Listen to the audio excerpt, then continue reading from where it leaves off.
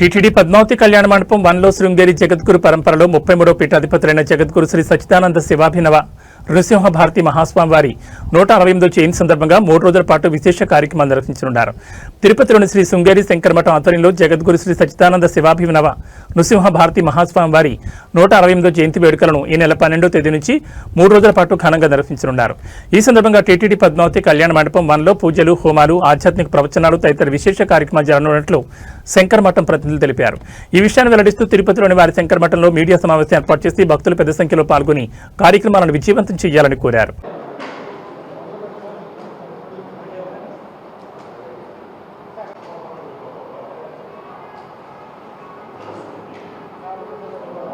శాఖాధికారి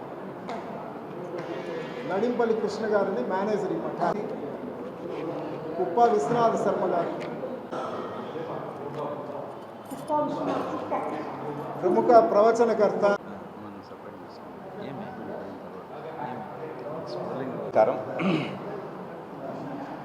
మనందరికీ తెలిసినట్లుగానే శంకరాచార్యుల వారి పరంపరలో వచ్చినటువంటి దక్షిణామ్నాయ శృంగేరి శారదాపీఠం శృంగేరిలో ఉంటుంది ఈ మఠం.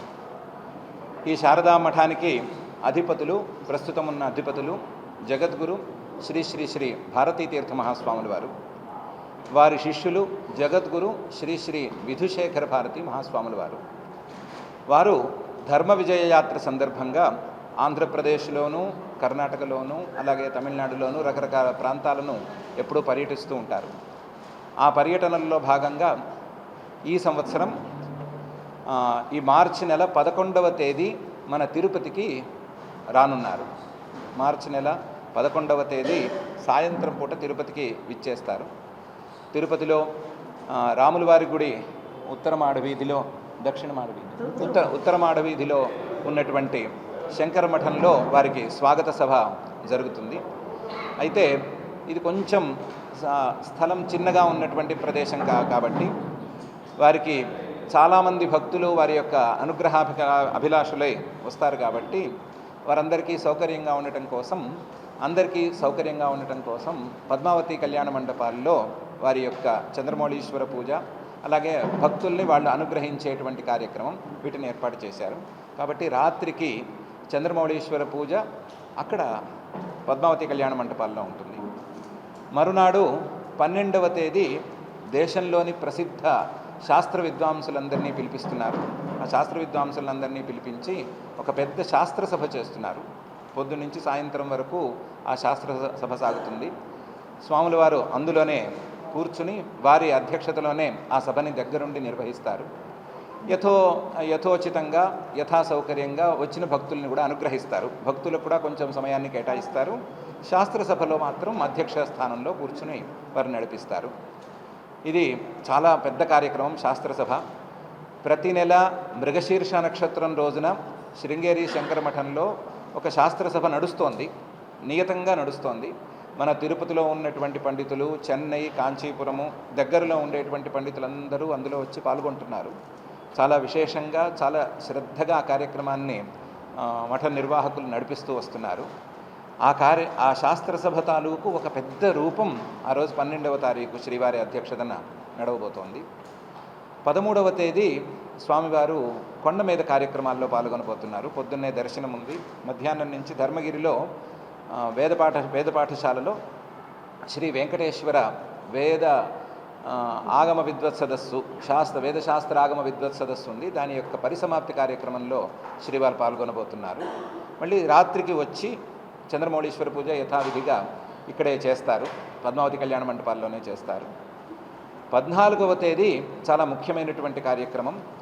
ఆ రోజు జగద్గురు శ్రీ శ్రీ శివాభినవ నరసింహ భారతి మహాస్వాముల వారి యొక్క ఆరాధన. వీరు శృంగేరి శారదాపీఠంలో 33వ అధిపతి. ఆ అధిపతి వారి జయంతి కార్యక్రమం ఆ రోజు. ఆయన సంస్మరణతో ఆ రోజు చాలా పెద్ద వేదసభ, మనం కనీ విని ఎరగని స్థాయిలో ఒక వేదసభని ఏర్పాటు చేసి ఉన్నారు. మన భారతదేశంలో ఉండేటువంటి ప్రఖ్యాత వేద విద్వాంసులందరినీ దానికి పిలిచారు. అందరూ వస్తామని దానికి సంతోషంగా ఒప్పుకున్నారు. ఆ రోజు సుమారుగా 500 లేదా 600 మంది వేద విద్వాంసులతో ఒక మహాసభ నడుస్తుంది. పొద్దున్న నుంచి సాయంకాలం వరకు ఆ కార్యక్రమం ఉంటుంది. సాయంకాలం తర్వాత స్వామివారి అనుగ్రహ భాషణ, ఈ వచ్చిన వేద విద్వాంసులందరికీ సత్కార్య కార్యక్రమాలు ఇవన్నీ ఉంటాయి. మరుసటి రోజున 15వ తారీఖున శ్రీవారు ఇక్కడి నుంచి బయలుదేరి బెంగళూరుకి ప్రయాణం అవుతారు. ఇది స్వాముల వారి యొక్క సంక్షిప్త కార్యక్రమ పట్టిక. ఇంకా ఇందులో చాలా విశేష కార్యక్రమాలు కలుస్తాయి. సహజంగా వారు వస్తే ఆహ్వానించేవాళ్ళు మన ఊళ్ళో ఉండేవాళ్ళు, పెద్ద సంస్థల వాళ్ళు చాలామంది ఉంటారు. అక్కడికంతా వారు వెళతారు, వాళ్ళు ఒప్పుకుని వెళతారు. సమయానుకూలంగా చిన్న మార్పులతో ఈ కార్యక్రమం చక్కగా సాగుతుంది. తిరుపతి ప్రజలందరికీ, తిరుపతి చుట్టుపక్కల ఉండేటువంటి ప్రాంతాల్లో ఉన్న ప్రజలందరికీ మా విజ్ఞప్తి ఏంటంటే, శ్రీవారు వచ్చినటువంటి ఈ సందర్భంలో అందరూ వచ్చి చంద్రమౌళీశ్వరుడి యొక్క పూజని దర్శనం చేసుకుని శ్రీవారి యొక్క ఆశీర్వచనాలని, ఆశీర్మంత్రాక్షతలని గ్రహించుకోవటానికి, మన సనాతన భారతీయ సంప్రదాయం తాలూకు గొప్పదనాన్ని శ్రీవారి నోటి నుంచి విని ఆనందించడానికి ఇది ఒక గొప్ప అవకాశం. కాబట్టి ఈ గొప్ప అవకాశాన్ని అందరూ వినియోగించుకోవాల్సిందిగా అందరికీ విజ్ఞప్తి చేస్తున్నాను. నృసింహభారతి వారి 168వ జయంతి సందర్భంగా సాంస్క్రిట్ విద్యాపీఠ, వేద విశ్వవిద్యాలయం కొన్ని స్కూళ్ళల్లో క్విజ్ ప్రోగ్రాము ఫైనల్స్ లాగా అక్కడ జరిపి ఆ విద్యార్థులను ప్రోత్సహిస్తూ వారికి మంచి పారితోషికాలు కూడా శ్రీ శృంగేరి శంకరమఠం తరఫున చేయడం జరుగుతుంది. 13వ తారీఖు మార్నింగ్ పద్మావతి కళ్యాణ మండపంలో అది కూడా జరుగుతుంది. ఈ శృంగేరి శంకరమఠం తిరుపతి శాఖకి ధర్మాధికారిగా ex vice chancellor, national science congress president అయినటువంటి రాళ్లపల్లి రామ్మూర్తి గారు వారి వయసు నుంచి వాళ్ళు ఈరోజు రాలేకపోయారు. ఈ బ్రాంచ్ హెడ్ కింద నేను జిఎల్ మనోహర్ నేను ఉండడం జరిగింది. మా మఠం మేనేజర్గా నడింపల్లి కృష్ణ గారు ఉన్నారు. మా ఎగ్జిక్యూటివ్ మెంబర్లుగా కృష్ణమూర్తి, శ్రీనివాసమూర్తి వీళ్ళు ఎగ్జిక్యూటివ్ మెంబర్లుగా ఉన్నారు. మేము అందరం కలిసి ఈ కార్యక్రమం ముఖ్యంగా మీ అందరినీ మేము ప్రార్థిస్తున్నది ఏమిటి అంటే, వారు విశేషంగా ఇక్కడికి రావడం 4 రోజులు ఉండడం అనేది చాలా అదృష్టంగా భావిస్తున్నాం. వారు ఉన్నది ప్రజలకు అందరికీ మీ ద్వారా తెలియజేసినట్లయితే వారు వచ్చి వారి ఆశీస్సులు, చంద్రమౌళీశ్వరి యొక్క పూజ చాలామంది శృంగేరికి వెళ్ళి చూడలేరు. అలాంటిది ఇక్కడ పూజ ప్రతిరోజు 11, 12, 13, 14 8:30 గంటలకు ఖచ్చితంగా పద్మావతి కళ్యాణ మండపం నెంబర్ 1లో చంద్రమౌళీశ్వర పూజ జరుగుతుంది. వీరి ఆశీస్సులు కూడా తీసుకోవచ్చు. 8:30 నుంచి 10 గంటల వరకు ఈ పూజ వారి ఆశీస్సులు ఉంటుంది. రోజు పొద్దున పూట 11:30 గంటలకు వారి దర్శన భాగ్యం కూడా ప్రజలకు ఉంటుంది. మామూలు శాస్త్రసభ, వేద సభలతో పాటుగా అందువల్ల వారి ఆశీస్సులు తీసుకొచ్చి అక్కడ పాదుకా పూజలు, భిక్షావందనాలు అలాంటివి కూడా తోచిన వారు చేసుకోవచ్చు. ఏమీ లేకపోయినా కూడా వచ్చి వారి ఆశీస్సుల్ని తీసుకునేటువంటి భాగ్యం కలుగుతుంది.